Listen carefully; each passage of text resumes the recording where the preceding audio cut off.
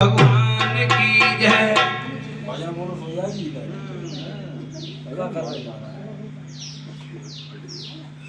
एकदम से महाराज परीक्षित महाराज को जैसे ये ज्ञान हुआ कि हमें 7वें दिन मरना है, तो सत्य बात तो ये हम सभी परीक्षित हैं और सबको 7 ही दिन के अंदर मरना है। जोड़ लो, सोमवार, मंगल, बुध, विश्व, शुक्र, शनिवार और रविवार, इन्हीं 7 दिनों के अंदर सभी को मरना है।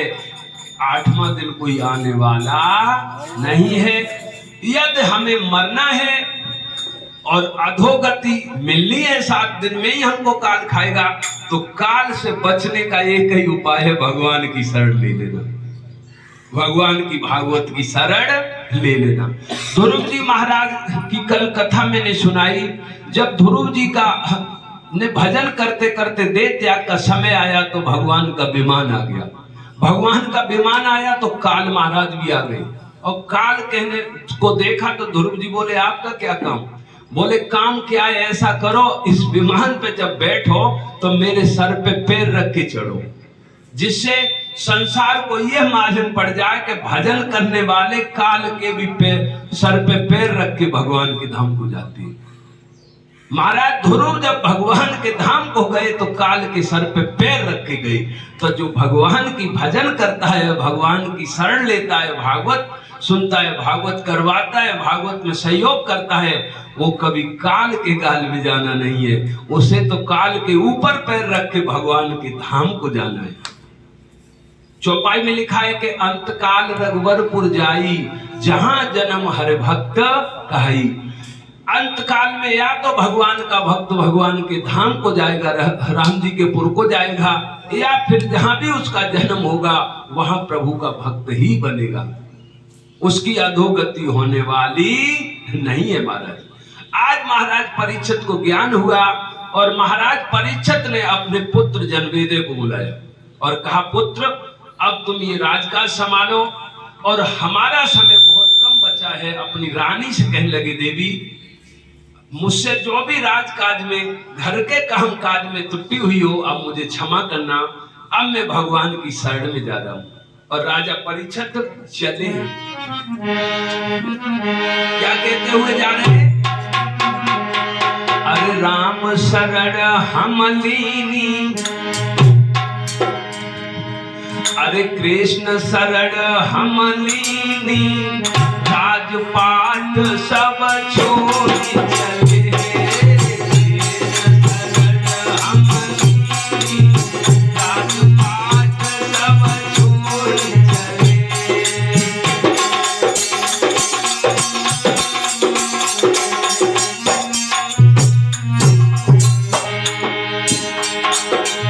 रानी रोने लगी तो कहने लगे, अरे देवी ओ रानी तुम धीरज लाओ, ओ रानी तुम धीरज लाओ, निक हृदय में के प्रभु भावो, गुरु शरण हम लीनी, राजपाट सब छोड़ चले। राम शरण हम लीनी, राजपाट सब छोड़ चले। कृष्ण शरण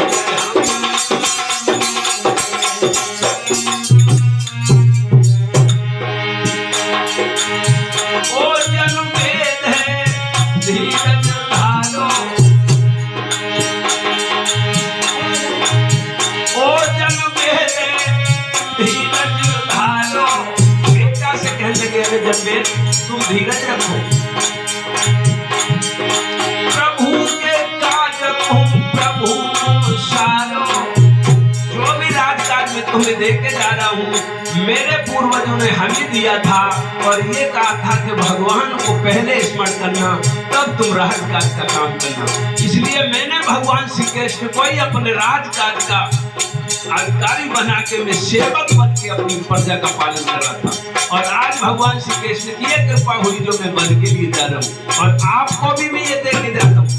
और ये ध्यान रखना, जो भगवान को अपने घर का मालिक बना देते, राजा बना देते, और सेवक को नौकर बन के काम करते, उनके यहाँ कोई कमी आने वाली नहीं है।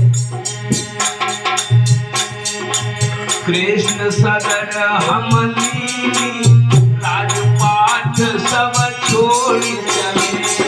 कृष्ण सगर हम लीनी,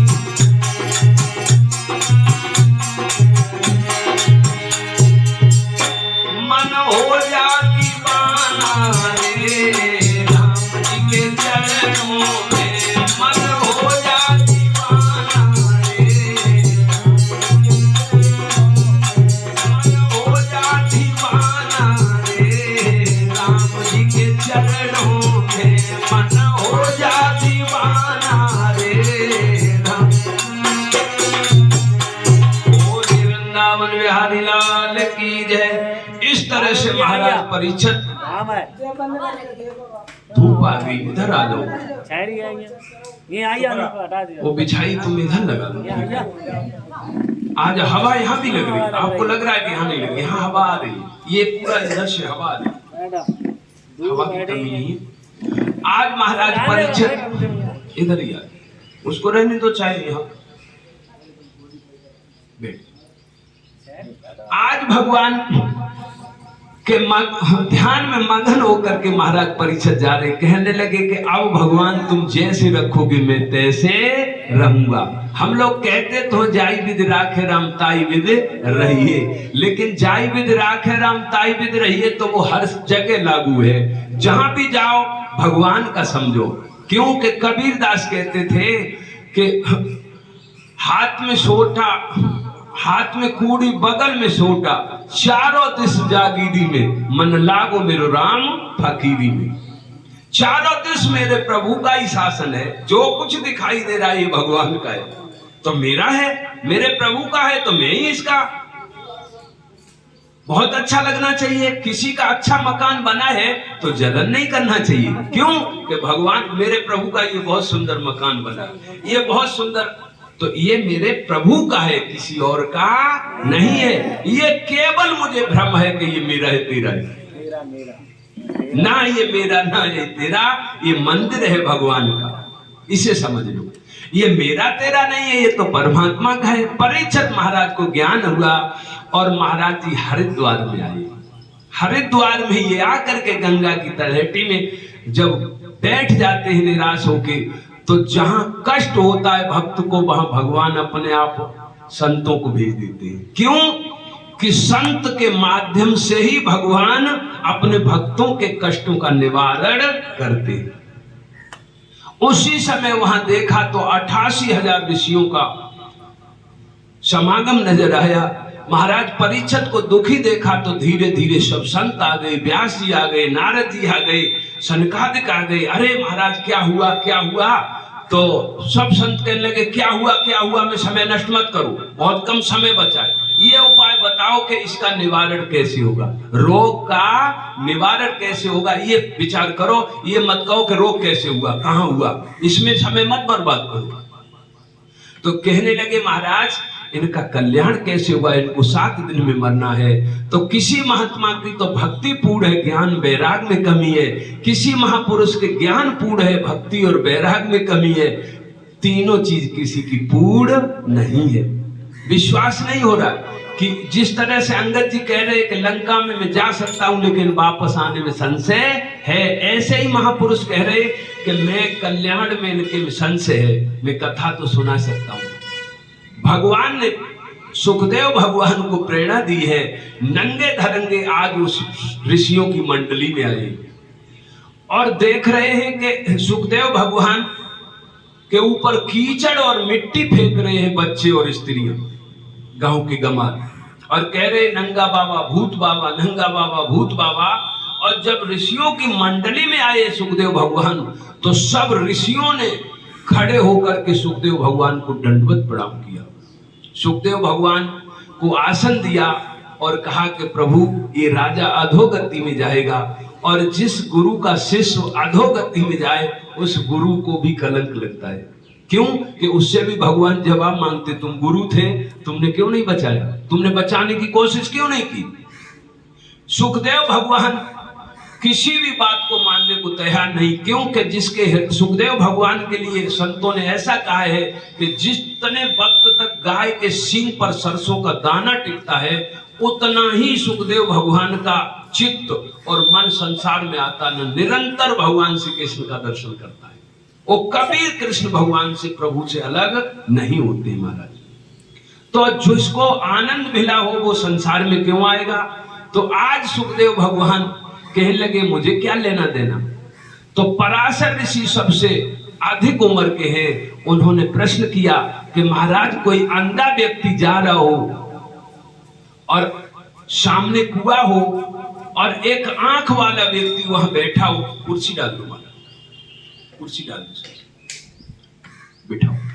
तो अगर वो अंधा व्यक्ति कुआं में गिर जाए तो दोष किसका है, आंख वाले का है कि अंधे का। तो सुखदेव भगवान कहने लगे आंख वाले का है। तो पराशर जी कहने लगे प्रभु हम सब अंधे और राजा पूर्ण तरह से अंधा है और ये अधोगति कुआं रूपी काल के मुंह में जा रहा है, इसे और आप आंख वाले हो, अगर इसे नहीं बचाओगे तो पाप तो तुम्हें लगेगा, तुम ही बता रहे। सुखदेव भगवान इस बात से सहमत हो गए और आज आसन ग्रहण किया है। और इस तरह से सुखदेव भगवान ने आसन ग्रहण किया है और सुखदेव भगवान का पूजन हुआ है। पूजन हुआ है, महाराज परीक्षित विराजमान हुए हैं और परीक्षित से ऋषियों ने कहा कि अब तुम मन क्रम वचन छोड़ चतुराई, भजो राम प्रिय चाहो भलाई। मन से, वचन से, कर्म से, जब तीनों से तुम परमात्मा को स्वीकार करोगे तब कुछ मिलने वाला है। तन तो भगवान के मंदिर में है और मन लगा संसार में तो कुछ मिलने वाला नहीं है महाराज। सबसे पहले भगवान के यहाँ मन की जरूरत है। तो आज कहने लगे मन कर्म और वचन सब तुम गुरु